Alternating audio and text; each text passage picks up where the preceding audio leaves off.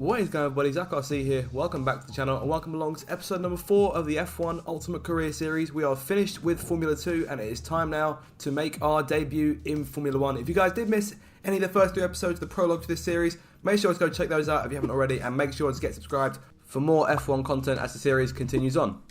But it is time now to pick our first team, the team of which we were making our F1 debut in 2020. I had a few teams in mind. I wanted to stick to at least a minimum the bottom half of the grid, so I considered all 5 teams in my little choices here.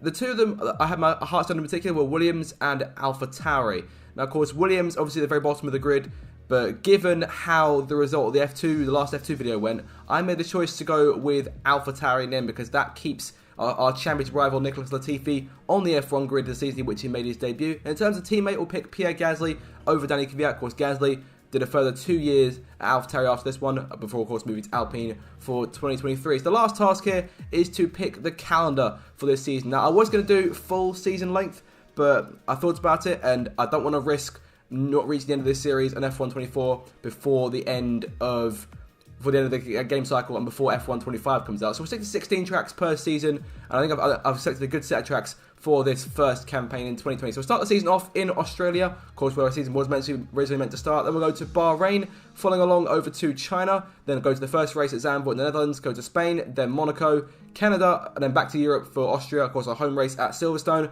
then a Hungaroring, Belgium, Italy, Russia, and then Mexico, Brazil, and Abu Dhabi to close off this campaign. So it should be a very exciting first season of the Ultimate Career Series. But here we go now, pushing on into the Team HQ. Of course, it's good to be met with this old site again. Of course, the AlphaTauri car under wraps at the moment, but of course, we've got some resource points to spend.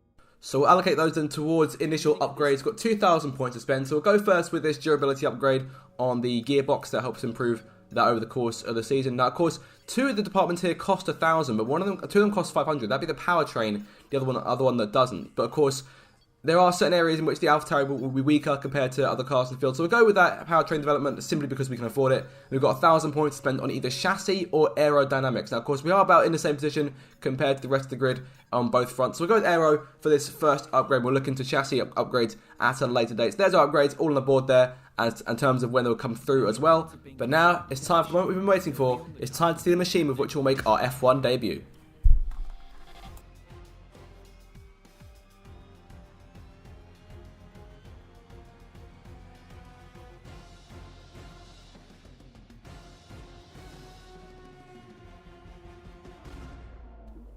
And there it is, the AT01, the first car under the AlphaTauri name. Of course, the first of 4 seasons they ran under the AlphaTauri moniker. But of course, we've still got a few days here before our opening round in Australia. But unfortunately, we've still only got 50 resource points. We won't have enough to make any more upgrades going into the start of the first race of the season. But our upgrades are on the board there, so we'll look forward to seeing when those come through. Advancing time now towards the first race of the season. Of course, very excited. I'm looking forward to actually racing the F1 cars in this game because, of course, we've done a fair bit with the F2 now. They weren't fantastic in the end, but I'm hoping the F1 AI are going to be a lot stronger, a lot more fun to race against. So without further ado, let's jump into qualifying for the first race of the F1 Ultimate Career Series.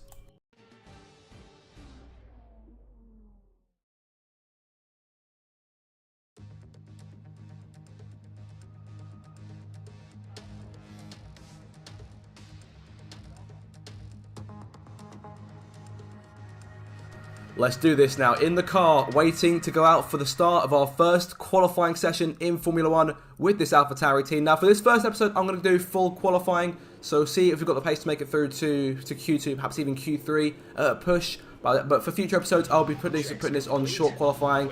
Just so we don't spend too much time on qualifying, we can jump into the race a bit faster, so there's a bit more enjoyment there. But of course, we'll drive out the pit lane here for our first run of the AT01 since pre-season testing. Of course, looking forward to seeing what it can do, and it is nice to see Australia as the opening round again. Of course, I'm looking forward to having the first episode on F1 25 being the first race in Australia as well. So here we go now, out the pit lane and going out for our first flying run. Now, of course, the target is just to avoid being knocked out in Q1. If it's close and we get knocked out, I won't be too disappointed, but if we can make it into Q2, that'd be the most important thing for us, and try and put ourselves potentially in with a shot of making the top 10 in our F1 debut. So across the line here for our first lap of the Albert Park circuit and going down towards turn 1. Of course, this is the old layout, pre-2022. Bit deep there at turn 1, going through turn 2. Keeping it under control though, keeping the car from spinning out. And of course, DRS going down towards turn number 3. It's of course a lot tighter now than it is in the current F1 game.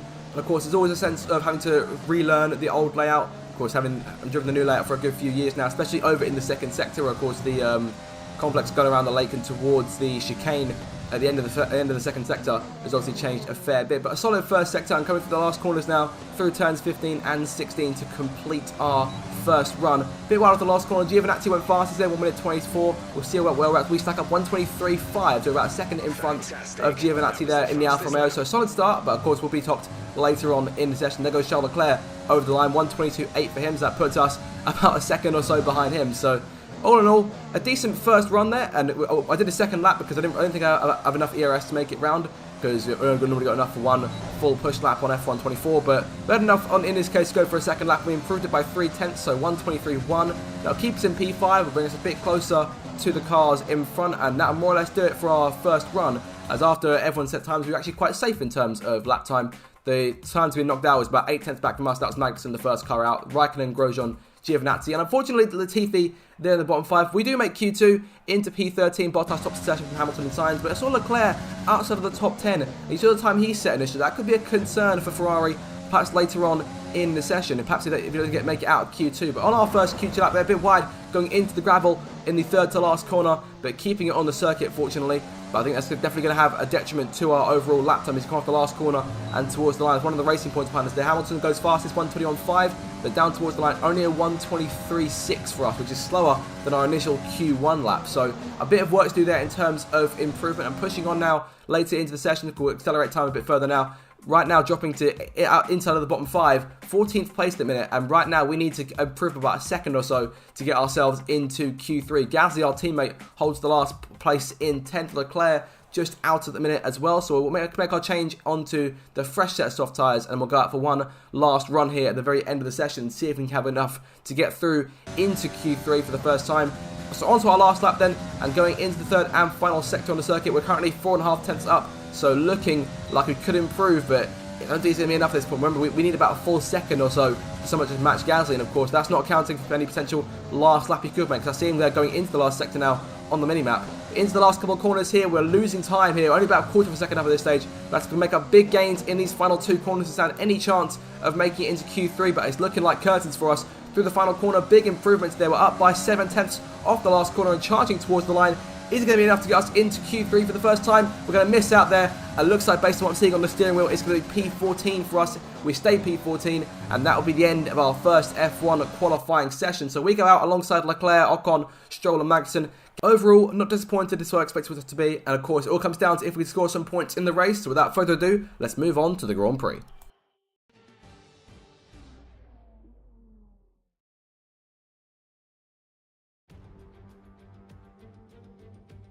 It's finally time once again to begin what promises to be another thrilling season of Formula One action. Pre-season times, subject of so much discussion in recent weeks, mean nothing now, as the cars line up to battle it out for points once again. So let's get this season underway. Welcome to the Australian Grand Prix. The Melbourne circuit is certainly one that needs to be taken seriously. Its combination of slippery surfaces and difficult corners make it a tricky track when it comes to overtakes. Drivers find it hard to pass and will need to take full advantage of those DRS zones if they want to have any hope of breaking through. Here we are then, Formula One in 2020. The fight for the World Championship all starts here today. Mercedes on the hunt for a 7th consecutive title. They'll have Ferrari and Red Bull to contend with along the way. Williams struggled to find their feet last year. They'll be hoping for a stronger start this time around. And what I wonder of the Renault-powered cars. Will they be able to step forward, maybe even onto the podium on a regular basis? Plenty to discuss then with Anthony Davidson. He's out of hibernation too, and alongside me in the commentary box once again. It's good to be back, Crofty. Let's hope for some good racing today. We can't know at this point how competitive these teams are relative to each other, but hopefully nobody is able to run and hide. We want to see these drivers pushing to the limit all the way to the checkered flag. It's time to see how our drivers are stacking up after yesterday's exciting qualifying session. Good job yesterday from Valtteri Bottas. The Finn starts from pole position, and it's Lewis Hamilton alongside. Moving on to the rest of the grid, we have Verstappen, Albon, Daniel Ricciardo, and Vettel, Sainz, Norris, Perez, and Pierre Gasly, Leclerc, Ocon, Lance Stroll, Cohen, Magnussen, Raikkonen, George Russell, and Roman Grosjean, Giovinazzi, and Nicholas Latifi. Now, it's almost time for lights out, so let's go down to the track. So here we go then, no more talking, it is time for action here at the Australian Grand Prix from P14 on the grid, first race of our Formula 1 career. In terms of race strategy, simple one stop on the board for today's race, starting on the soft tyre and going on to the hards for a longer stint for over half the race here. We'll put it on lap 10, keep things as it is in terms of the default strategy. No, nothing we can really gain in terms of projected time. Of course, we'll lower the fuel, but of course we can manage the fuel on this game. So that'll be crucial over the course of the season as we look to utilise that further. But now it's time for the start for the first race of the F1 Ultimate career in Formula 1. The lights are on here in Melbourne. Lights out, foot to the floor, go, go, go, we are on the way. Stroll gets a decent start to the left-hand side of us. Two cars on the left-hand side, three wide towards that first corner. Raikkonen and Magnussen going for it in towards that right-hander of turn 1 alongside Raikkonen. Early warning for collision with him, slight tap on the run through turn 1, but out turn 2, we get in front of the Finn on the exit and looking to maintain P14 on the run down towards turn 3. A lot tight here, might go for a move to the inside, not close enough. Ocon stays in front, it's all single file in front of us, yellow flag behind. I think everything's all okay, it's just a bunch of slow cars going to the corner, so no real concern. But Ocon has got away nicely. Stroll started P13, so he's actually gained a place off of Ocon here. We're trying to make a move on the Frenchman going down towards the end of the first sector, but can't quite do it. No real room to overtake. Circuit a lot tighter, a lot narrower compared to current years. But all in all, a decent getaway. Of course, we lost the place on the start. We've managed to take it back though, so no real concern. Ocon's trying to make a move on Stroll. Going to dive to the inside of him. Can't quite do it again. Looking for the opportunity on this open lap to try and gain at least one spot. Coming now towards the last two corners on the lap to complete the first circuit of this race. Down the inside of the Renault, in towards the left-hander, and on the exit, pulling clear of Esteban Ocon and taking away P13. So that's one place gained on the opening lap. Hamilton leads the way. Bottas second. I assume it's Verstappen still in third place, and Albon in fourth. Mercedes and Red Bulls running 1, 2, 3, 4 at the end of this first tour. Back towards turn 1 for lap 2. Lance Stroll, our next target, and our teammate Pierre Gasly just ahead of him. On to lap 3. DRS in play for the first time, but not for a good few corners as of yet. But can we try and make a move on Stroll going further into the circuit? Look to the outside of the racetrack for a second. Might switch down to the inside, going into this next right-hander towards the inside of Stroll in the racing point and through around the outside on corner exit and taking the place away. So we're now up into P12 and Pierre Gasly, our new teammate, sits just one place in front of us there, 7/10 in front as Leclerc holds the last points paying place. Of course, not expecting to score points, but if we can score points, it'd be absolutely fantastic.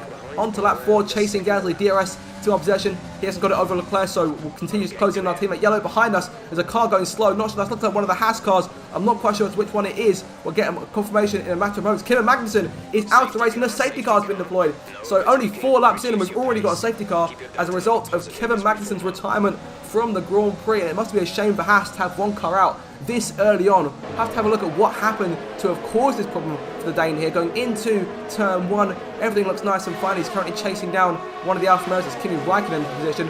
Pulls the car over, and that is the end of the Grand Prix for him. No smoke, no big drama. He's just pulling it over, and that's it. And Grosjean already sitting in the back, so big, tough break for Haas as Grosjean watches his teammate pull off, and that is the end of Kevin Magnussen's Australian Grand Prix. Of course, the race in which he took a podium on debut in 2014. And make our first stop with Gasly coming into majority of the field, making their way into the pit lane here. And already his race strategy is out of the window, and we're going to have to double stack here for our first pit stop.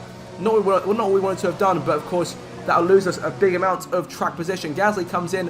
Hopefully we won't lose too much time as it's under safety car. Everyone will be all nice and bunched up together for the restart. So not too big a concern there, but we will be at the back more or less. And the tyres getting changed onto that set of hard tyres. I'm thinking we might have to make another stop, and everyone's going on to mediums and softs here. Have we shot ourselves in the foot with this opening pit stop? Perhaps not changing onto a slightly softer tyre, perhaps going onto the mediums or even another set of softs. Was that the wrong call? We'll have to wait and see. Norris, Ricciardo and Alex Albon coming out in front of us. Albon's dropped down massively there. He was up in the top 5, but now falling all the way down to P16. I think you can see him, Verstappen may have also double stacked. It looks like both Mercedes cars stayed out, but the safety car is coming in this lap, so we'll see if we can make some progress on this restart. We've saved some fuel. We're 1.4 laps to the good in terms of fuel, so no concern there. We'll put it into rich mix and we'll go full blast for this race restart. But Norris, Ricciardo and Albon already pulling away here. It's a bad run through the last couple of corners. So this safety car is in and we are back to racing on lap number 7, but we are really falling back from Lando Norris quickly, and all of a sudden we could be in real trouble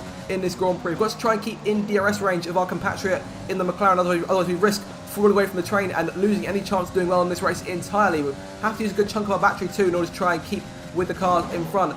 On to lap 8 here, we are keeping up with them, but that's crucial because Romain Grosjean is doing a fantastic job of holding up the cars in front of us here. Look at this train he's got running right behind him. Carlos Sainz has been looking around thinking, come on mate, get a move on. We've got a race to try and run here. But he might try and go for a move into this next right-hander, but Grosjean is loving life, keeping it all to himself right now. No points on offer for him, but keeping his car in the race at the minute, given Magnussen's retirement. But he's keeping distance from Sainz as it stands. I think that's Lance Stroll just in front of him. But Norris and Ricciardo are our next two targets in the McLaren and the Renault respectively, going down towards this third sector. We'll see if we can make a move on Norris this time around, over the curves a bit there, but avoiding hitting that outside one and risking spinning out on the exit of this chicane. Can we close enough to go for a move on the McLaren? We're going to pull to the outside of the racetrack, and Norris only just, I think he was about to cut us off, but we managed to sneak away inside. But he's going for he's going for Ricciardo instead. We're going for Norris on the outside there. Going to dive back to the inside as we did on Ocon on the opening lap. And Ricciardo, we were looking in his mirrors thinking, he did that to our teammate. Could he do that to me potentially? Off the last corner, clearing Norris around the outside, sort of shoving him onto, not shoving him, but pushing him towards the inside of the track. He lost all momentum and we take away P18, and the DRS is back in play, which could be potentially poor for us because Norris is a lot faster than us as it is, and with the DRS it could be a monster. But we've got it off Ricciardo, but Norris is there first. There he goes to the inside of the racetrack so quickly, didn't even see him coming. Handlers of frustration inside the cockpit, and around the outside Grosjean locking up. It looks like it looks like the cars in front have all gone, Sainz included. Obviously he was the first car on the train, but Albon, Ricciardo, myself and Norris are still being held up by Grosjean's express train here into the last few corners. But we're keeping it in front of Norris and keeping our places being fourth in this line. So the sooner we can try and make a move on Ricciardo, the better him. We've got a few cars into the pit lane. Assume the cars who stayed out under the safety car. Hamilton's in, so we'll see him coming up behind us here on the racetrack, which means we could be fighting Lewis Hamilton on F1 debut. Albon gets around Grosjean. Ricciardo looking to fight a way around him as we push further on to lap number 11 now. A number of more cars in the pit lane. We're up to P10 now. It looks like the lead cars who stayed out during that first round of pit stops have all come in and are now sitting behind us at the minute. So we'll continue on. We see Norris is still giving chase right behind. It's not a nice sight, going wide there onto the gravel briefly. Benson spinning onto that curb, but Norris is now right behind us and may pull to the inside of the racetrack. He's there, DRS is there, and he is almost clear of us. We've still got the run around the outside, going wide again onto the grass. Norris might go through, he clears us, and you can see that's not a nice sight. Lewis Hamilton just dispatching of Romain Grosjean behind us, and he'll be the next one to be tangling with us. We're next on his hit list, going through the last couple of corners and coming to complete lap 11. But pushing further forward onto the end of lap 12, start lap 13, Hamilton is in range, and there's another sight. Max Verstappen, who of course was a beast in his own right in 2020, of course in a slightly slower Red Bull, but Verstappen and Hamilton will now duke it out for P9, and we've got to use that to try and keep pace with Norris and try and get away as much as we can here. And I am considering a second pit stop off of these hard tyres at this stage of the race. Perhaps going on a set of mediums and running to check a flag on those. But Verstappen is right behind. Do we let him go? Because, of course, that could get us in Red Bull's good graces for future reference if we show him to be a good number 2 to Verstappen. But he's going to try and go for himself to the inside at turn 1. He gets in front of us nice and easy there. But Lewis Hamilton is right with us still. And we've got no DRS this time off of Lando Norris, which means we could be a sitting duck to that of 6-time world champion Lewis Hamilton to the outside of Verstappen, going into the right-hander at turn 3. Hamilton finds a way inside. He's going to be on our outside before we get in front of him. We are in a rather unpleasant sandwich, and Bottas not too far behind either. There goes Hamilton making the pass on the start lap 15, and Bottas right with us too. Leclerc is second behind over the curb there, over the corner, completely missing it, and probably should have got a warning there, but didn't. DRS, we missed the DRS for a second, and Bottas goes charging around the outside, the flying fin up into P6, and that puts us down to P7. So pushing on now to the end of lap 17, Leclerc got through as well. That knocks us down to P6, but now we'll make our second pit stop of this race, going onto a set of medium tyres, but of course we will emerge quite a way back and outside of the points, so it's going to take a fair bit of charging for us to get into the top 10 and try and score some late points in this race if we can. There's Norris making his stop onto medium tyres, so we'll have the same tyre life as he does. Tyres going on, change from hards to mediums, and we are away. And looking, hear a large pack of cars making the pass on us down the main straight. We'll see we're about to emerge, going out of the pits and back towards turn number 1. It's P15 for us here, and Russell's not too far behind. It could be P16 potentially. We haven't really tangled much with the Williams and Alfa Romeo so much in this race since the start, but we are out of the pit lane here, out in front of Russell. We should have a place to pull away on these medium tyres And on to lap 22, a few laps of pushing later, we find ourselves up behind Lance Stroll, Lando Norris, and a number of other cars all in front of us that could potentially be our journey to some points if we can get close enough. Yellow flag as Sergio Perez, who's got a problem. The other Racing Point blows up. Albon breezes on by with no concern whatsoever, and Sergio Perez is out of the race. Of course, the start of what we know is his final season with Racing Point, thanks to this being in the past. But Perez is out. A second retirement in this race. Ricciardo goes through. Norris, Raikkonen, and Stroll all go through. We take one Racing Point. Can we take the other to the inside of the racetrack? We've dispatched both Racing Points in the same corner. If we can make this move stick on Stroll around the outside in the last corner, we've done good in the last corner across this race, and up now into P13. Both Racing Points were in front of us at the start of the lap. Both of them are now behind us onto lap 23. 7 laps to go, and we're 3 places from the points here. Kimi Raikkonen in the Alfa Romeo, our next target. We're trying to make a move to the inside of the racetrack here at the end of the first sector, down the inside into the right-hander. And can we make it stick first time? Yes, we can. The Iceman is left to throw away, and we go up into P12, 2 places away from points now. Norris, Ricciardo, and Gasly all in front of us. 3 laps to go on lap 27. There is the train we are chasing. Norris is our first target in the McLaren. We're going to take a mighty drive on these fresher mediums to try and get a position out of him. He'll pull to the outside, to the inside, then to the outside of the racetrack. Further than his wake, now going to his outside and on the inside for the left-hander on the exit. And we're up into P11 now, 1 place on the points and in DRS range of Ricciardo and Gasly. We could take at maximum P9 in this race if things go well for us. Into the last sector we go. 2.5 laps to go in this Australian Grand Prix, and points are still very much on the cards if we can catch up enough. Ricciardo to the outside of Gasly. These two fight. They'll lose time. We can use that to try and take advantage and close back in and try and nab at least one of these places, or at the very least just get involved in the fight for these last few laps to give us an entertaining end to what's been a fantastic debut race here in Australia. Ricciardo is in front of Gasly there. He makes the move stick going into this penultimate corner on the circuit, and we're right behind our teammate now as we were before that initial safety car, chasing him once again. 2 laps to go here down under, closing on the Frenchman. DRS in play for both of us. We're closing in with the slipstream. Going to pull to the outside of the racetrack going towards turn 1. Not enough space to go for it. They try the outside on exit, try the switchback.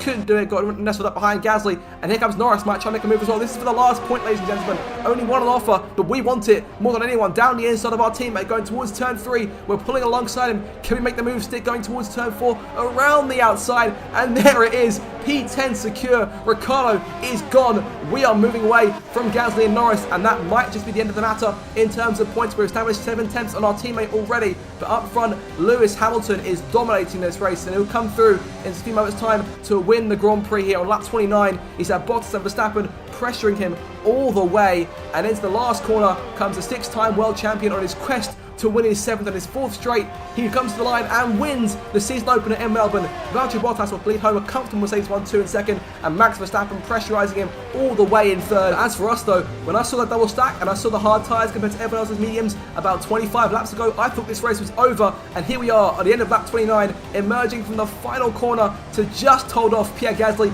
and Lando Norris and run to the line to complete our debut race and score points at the first time of asking in Formula 1, a single solitary point to come from what was a very entertaining and enjoyable race in Australia, and I hope there's many more like that as this series continues on. This could be a fantastic first season if the game is this great, but what a first race. Thoroughly enjoyed that. That was fantastic. A great race then, and a fantastic victory here at Albert Park. And talk to me, what do you think it was that sealed the win for them? Well, the safety car completely changed the race, didn't it? It's hard to say exactly what would have happened without it, but there's no question that they came out of that situation in a good position. After an excellent performance at the Grand Prix, I'm sure there'll be plenty of celebrations tonight amongst the Mercedes team, and they certainly deserve it. Simple message from Lewis Hamilton and Mercedes to the rest of the grid, and that is catch me if you can. The 6-time world champion starts his journey perhaps towards a 7th title. Bottas comes home in 2nd, perhaps could be his main challenger for the season, and Verstappen comes home in 3rd. If he can get some upgrades under that car, he could still be a beast to compete with. Let's have a look at the remainder of the results. Let's see how the drivers' standings have changed. Lewis Hamilton takes over the lead of the Drivers' Championship after an excellent result. Now, let's discuss, Ant. Who would you say is a contender for Driver of the Day? Charles Leclerc showed exactly how to manage yourself out on the track today. He was almost flawless out there. Incredible stuff. It's time to check out the Constructors' standings. Mercedes moved to the top of the table. Well, Ant, an end to another fantastic weekend of racing. Thanks to everyone who joined us, and we'll see you for the next one. So in terms of the remainder of the top 10, then Leclerc comes home in 4th, Albon fights back to 5th, Vettel 6th, Sainz finishes 7th, Ocon finishes 8th, Ricciardo 9th, and we nabbed the last point by just 4/10 over Gasly.